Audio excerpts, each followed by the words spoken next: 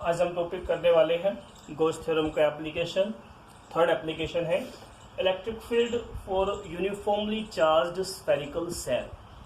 ठीक है, देखो जितने भी एप्लीकेशंस हमने यहाँ पढ़ने हैं या जो पढ़े हैं उन सब में हमने गॉस थ्योरम के एप्लीकेशन में इलेक्ट्रिक फील्ड के लिए वैल्यू फाइंड करनी होती है। इलेक्ट्रिक फील्ड की इंटेंसिटी, इलेक्ट्रिक फील्ड का मैग्नीट्यूड या हम कहें strength of the electric field हम फाइंड करेंगे। देखो क्या है, हमारे पास एक स्फेरिकल सेल है। Imagine that we have a spherical shell, on them charge applied which is distributed uniformly, ठीक है, and sigma be the surface charge density, r be the radius of the spherical cell, ठीक है। अब देखो sigma क्या है, charge per unit area. Area क्या है यहाँ पे 4 pi r square, because spherical surface का एरिया क्या होता है 4 pi r square. So these are the given information. अब हम क्या करने वाले हैं, हम यहाँ गॉसियन सरफेस ड्रॉ करते हैं। जितने भी टॉपिक हम करते हैं सब में गॉसियन सरफेस ड्रॉ करना होता है और फिर हम टोटल फ्लक्स निकाल के वैल्यू इलेक्ट्रिक फील्ड की फाइंड करते हैं गॉस थ्योरम अप्लाई करके। अब देखो यहाँ 3 पॉसिबिलिटी बनने वाली है। हम 3 केस यहाँ 3 केसेस डिस्कस करेंगे। केस फर्स्ट हमारे पास होगा कि वो पॉइंट जहां हमें इलेक्ट्रिक फील्ड फाइंड करना है वो कहाँ है, आउटसाइड द स्फेरिकल सेल। देखो ये एक सेल है, इस सेल के आउटसाइड हम कोई पॉइंट मान लेते हैं। सपोज दैट कोई पी पॉइंट है और उस पी पॉइंट की distance from the centre of the spherical cell वो क्या है, small R be the distance, ठीक है। तो इस डिस्टेंस को रेडियस मानकर हमें गॉसियन सरफेस जो कि कैसा होगा, स्फेरिकल का ही होगा, सिमेट्रिकली डिस्ट्रीब्यूटेड। कैसा पॉसिबल है, बिकॉज ये स्फीयर हमारे पास है तो इसका इलेक्ट्रिक फील्ड भी कैसा होगा, अराउंड स्फेरिकली सिमेट्रिक होगा। और जो भी पॉइंट पी मानेंगे तो उसको इस स्मॉल आर को रेडियस मान के हम एक स्फीयर एक बाउंड्री इमेजिन करेंगे। क्या इमेजिन करेंगे, एक बाउंड्री इमेजिन करेंगे, यानी एक स्फीयर बनाएंगे। अब ये स्फीयर जिसके सरफेस की distance from the centre of the spherical cell equi distant होगी सिमेट्रिकली डिस्ट्रीब्यूटेड होने के लिए, ठीक है। तो इस स्मॉल आर को रेडियस मान के हमें इस स्फीयर, इस गॉसियन सरफेस, ये क्या है हमारे पास, दैट इज गॉसियन सरफेस। ये क्या है हमारे पास, गॉसियन सरफेस। अब इस गॉसियन सरफेस के लिए हमें टोटल फ्लक्स फाइंड करना है। अब देखो क्या करना है, अब बिकॉज ये पूरा कंप्लीट सरफेस एरिया होगा तो हम क्या करेंगे, स्मॉल एरिया मानेंगे। सपोज दैट ये कोई पी पॉइंट है, इसका हमने क्या किया, एक स्मॉल एरिया, एक स्मॉल रीजन हमने यहाँ पे ले लिया। अज्यूम दैट ये एरिया हमारे पास क्या है, ds स्मॉल एरिया है, ठीक है। और देखो ये हमारे पास जो ये इलेक्ट्रिक चार्ज यहाँ दिया हुआ है, पॉजिटिव चार्ज है। ये स्फेरिकल सेल एक पॉइंट चार्ज की तरह बिहेव करेगा अगर हम इस सेल से बाहर कोई पॉइंट इमेजिन कर रहे हैं तो ये जो पॉइंट है, इस पॉइंट पी के ऊपर तो इस चार्ज के कारण, पॉजिटिव चार्ज के कारण इलेक्ट्रिक फील्ड की डायरेक्शन क्या होगी, आउटवर्ड होगी, ठीक है। और बिकॉज ये सरफेस भी है तो सरफेस पे एरिया वेक्टर, इस स्मॉल एरिया जो आपके पास दिया हुआ है इस पॉइंट पे एरिया वेक्टर भी कहाँ होगा, इसी डायरेक्शन में होगा। दोनों कैसे हैं, पैरेलल है, दोनों के बीच में थीटा क्या होगा, 0 डिग्री होगा। तो हम क्या करने वाले हैं, केस फर्स्ट है when the point P lies outside the spherical shell, ठीक है।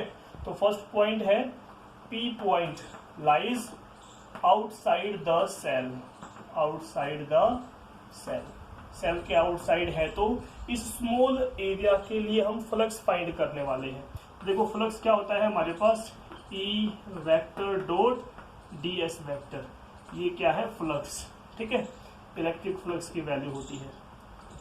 तो देखो यहाँ पे इसको ओपन करेंगे तो हमारे पास closed integration E into ds और कोस ऑफ एंगल 0 डिग्री आएगा। तो वैल्यू यहाँ पे कितनी आने वाली है हमारे पास, इलेक्ट्रिक फील्ड बाहर निकाल लो, बाहर निकाल लिया, कोस 0 कितना होता है, 1 होता है, ds बचेगा, ठीक है, क्लोज्ड इंटीग्रेशन ds। देखो ds क्या है, small area of the spherical shell. तो इसका अगर आप इंटीग्रेशन करोगे तो हमारे पास पूरा कंप्लीट एरिया आने वाला होगा। इस कंप्लीट एरिया को हम क्या बोलते हैं, 4 pi r square, surface area of the spherical shell. तो ये वैल्यू क्या है, what is that, that is 4 pi r. यहाँ आर क्या होगा, स्मॉल आर होगा, ठीक है, बिकॉज ये डिस्टेंस क्या है, स्मॉल आर है, तो 4 पाई आर स्क्वायर। तो यहाँ से देखो फ्लक्स हमारे पास कितना आ रहा है, इलेक्ट्रिक फील्ड आ गया और साइड में 4 पाई ये स्मॉल आर का स्क्वायर हो जाएगा, ठीक है। हमें देखो अब बट गॉस थ्योरम के अकॉर्डिंग ये फ्लक्स क्या होता है, बट गॉस थ्योरम के अकॉर्डिंग फ्लक्स तो क्या होता है, चार्ज अपॉन एप्सिलॉन नॉट होता है, ठीक है। इलेक्ट्रिक फील्ड इनटू में 4 पाई आर स्क्वायर। हमें यहाँ पे इलेक्ट्रिक फील्ड को फाइंड करना है, सो इलेक्ट्रिक फील्ड की वैल्यू क्या आएगी, यहाँ पे आएगी 1/4 pi epsilon naught q upon r का स्क्वायर। देखो ये हमारे पास एक कंक्लूजन आने वाला है, और ऐसा कंक्लूजन कब होता है, जब हमारे पास कोई पॉइंट चार्ज होता है और उससे किसी डिस्टेंस पर हम इलेक्ट्रिक फील्ड फाइंड करते हैं, तो क्या रिजल्ट आता है, ऐसा रिजल्ट आता है। देखो यहाँ पे क्या देखा, electric field inversely proportional to r square, ये हमारे पास एक कंक्लूजन है, ठीक है, इसका हमें ध्यान रखना है। और देखो इस रिजल्ट को देखकर हमें ये भी पता चल रहा है कि अगर स्फेरिकल सेल के बाहर कोई पॉइंट है तो वो spherical shell behaves like a point charge, ठीक है, इसका रिजल्ट हमारे पास इलेक्ट्रिक फील्ड का ये होता है 1/4 pi epsilon naught q upon r square. First possibility ये है। अब देखो सेकंड पॉसिबिलिटी क्या है कि अगर देखो ये पॉइंट आपका कहाँ हो, ऑन द सरफेस हो, देखो ये पॉइंट कहाँ हो, ऑन द सरफेस हो, तो जो ये स्मॉल आर है ये घटकर रिड्यूस होकर कितना हो जाएगा, जब पॉइंट सरफेस पे आएगा तो ये स्मॉल आर क्या बन जाएगा, कैपिटल आर बन जाएगा, ठीक है। तो अब देखो सेकंड केस हम यहाँ पे लेंगे। सेकंड केस क्या है, when P point lies on the surface, यानी हम बात कर रहे हैं case second, if P point lies on the surface. अब देखो जब भी आप सरफेस की बात कर रहे हो तो यहाँ आपको समझना है, पहले point P outside the spherical shell है, वो पॉइंट आपका सरफेस पे आएगा तो स्मॉल आर किसके बराबर हो जाएगा, कैपिटल आर के बराबर हो जाएगा। कंडीशन आपको ये अप्लाई करनी है, in that case small r is equal to capital r होगा, ठीक है। अब यही वैल्यू आपको जो प्रीवियस रिजल्ट हमारे पास है वहां स्मॉल आर की जगह कैपिटल आर पुट करना है, रिजल्ट हमारा आ जाएगा, ठीक है। So implies that electric field का रिजल्ट हमने अभी पढ़ा था 1/4 pi epsilon naught small q upon small r था यहाँ पे, अब स्मॉल आर की जगह हमें कैपिटल आर ये पुट करना है, ठीक है। अब देखो इलेक्ट्रिक फील्ड का रिजल्ट कितना आएगा यहाँ पे, ये देखोगे आप चार्ज तो ठीक है, ओके है, ये एप्सिलॉन नॉट को बाहर निकाल लो और ये 4 पाई आर स्क्वायर इसको हम साइड में ले लेते हैं। अब देखो ये charge upon 4 pi r square ये क्या है, ये तो स्फेरिकल सेल का चार्ज पर यूनिट एरिया यानी सिग्मा है। तो रिजल्ट हमारे पास इलेक्ट्रिक फील्ड का क्या आया, सिग्मा अपॉन एप्सिलॉन नॉट, ठीक है। तो ध्यान रहे कि electric field on the surface of the spherical cell क्या होता है, सिग्मा अपॉन एप्सिलॉन नॉट होता है, और ये मैक्सिमम वैल्यू होती है, that is what maximum value of electric field which is on the surface of the spherical shell, ठीक है।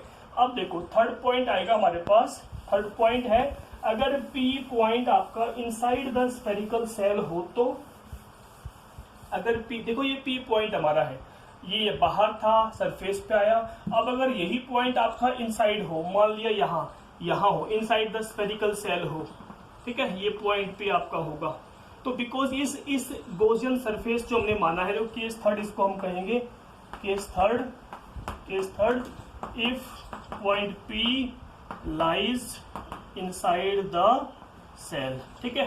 तो P अगर इनसाइड द सेल है, जिसके लिए हमारे पास ये जो स्मॉल आर क्या होगी, small r less than capital r होगी इन दैट केस।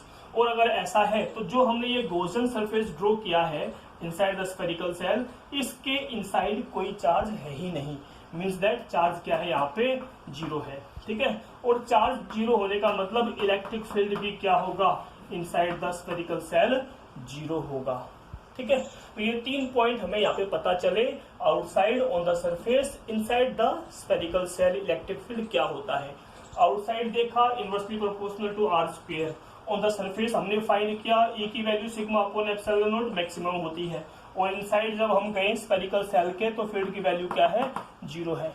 अब देखो हम एक ग्राफ बनाते हैं, एक ग्राफ यहाँ बनेगा हमारे पास, ठीक है। ग्राफ देखो बनाते हैं, ग्राफ कैसा आएगा, किस किस के बीच में, देखो ये होगा ग्राफ हमारे पास बनेगा इलेक्ट्रिक फील्ड, ठीक है, और डिस्टेंस आर, इन दो के बीच में हम देखेंगे।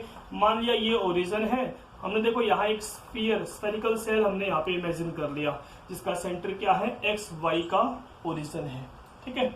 अब देखो अगर ये 0 है तो इस बाउंड्री को हम कैपिटल आर मान लेते हैं, ठीक है, और तो ये स्मॉल आर है, देखो ये कंप्लीट हमारे पास रेडियस है, ये क्या है, कंप्लीट रेडियस है।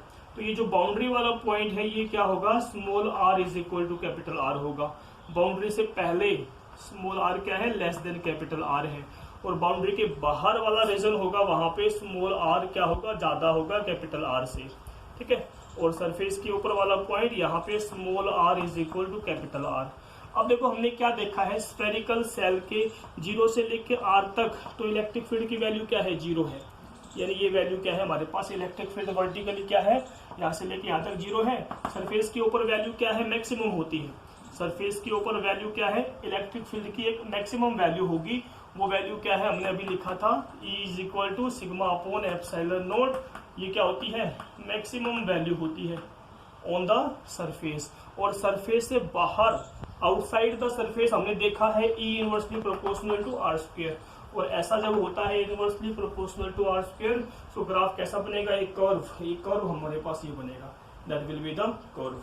तो ये ग्राफ जो है, ये जो क्या रिप्रेजेंट कर रहा है, electric field inversely proportional to r का square on the surface maximum value, and before the surface inside the shell electric field क्या है, 0 है। तो यहाँ अंदर इलेक्ट्रिक फील्ड 0 है, सरफेस पे मैक्सिमम है, इसके बाहर इनवर्सली प्रोपोर्शनल टू। तो ये हमारे पास टॉपिक है, ठीक है।